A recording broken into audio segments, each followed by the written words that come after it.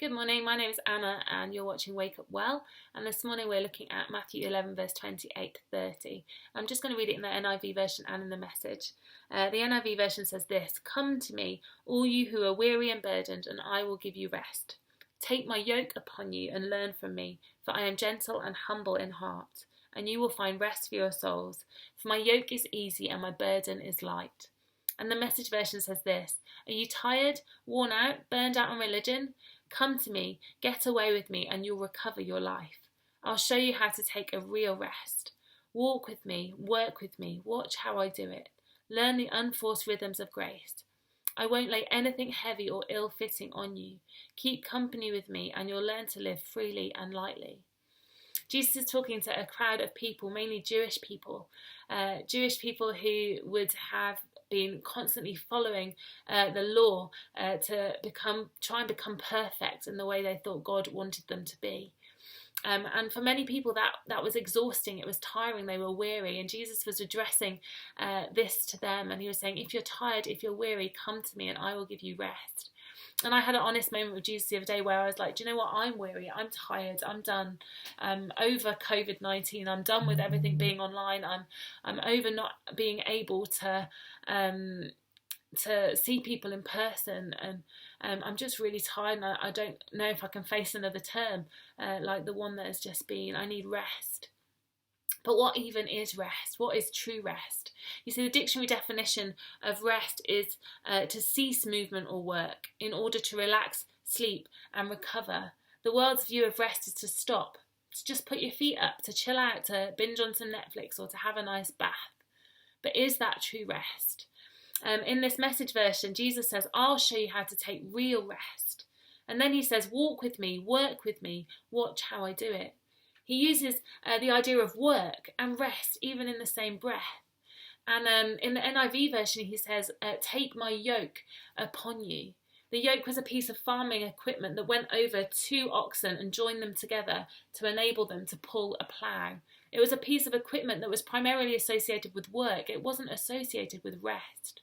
And that's because true rest can be found not just in the stopping.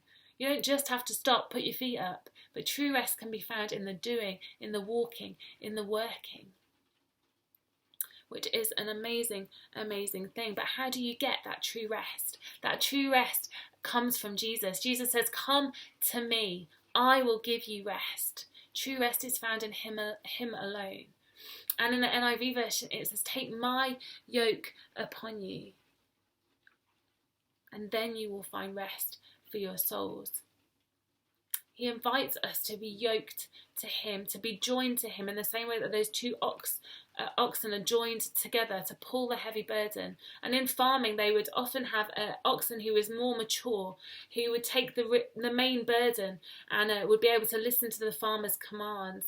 And they would put a younger oxen who needed to learn alongside, and they'd be joined together. But the younger oxen wouldn't have to carry the main burden. They'd simply have to just learn how to walk in step with the more mature ox.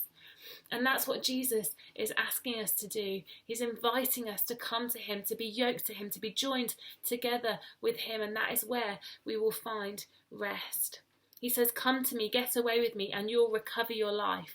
And when I read this the other day, I just laughed as the Holy Spirit whispered to me, and he said, but you need to remember it's not really your life. It says recover your life, but actually I ask you to give up your life. I ask you to die, that actually true life is found in death, in laying yourself down, by joining yourself completely to Jesus and allowing him to lead you and allowing him to guide you. That's where true rest comes. What are we joined to? What are you joined to? What am I joining myself to that's making me so tired and weary and burnt out?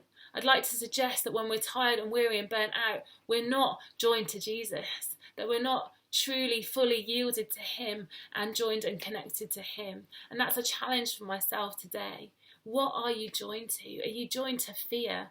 Are you joined to perfectionism, to trying to do it all in your own strength, or are you joined to Jesus? Are you walking in step with him? Because when we do that, his yoke that he puts upon us, it's not heavy, it's not burdensome, it's not ill-fitting, but it fits us beautifully.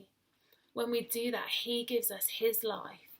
He breathes into us and breathes out of us. So at the start of this new term, it may be a new start for you, but just use it as an opportunity to reset and to refresh, to unjoin yourself from the things of this world and join yourself to Jesus, where true rest is found.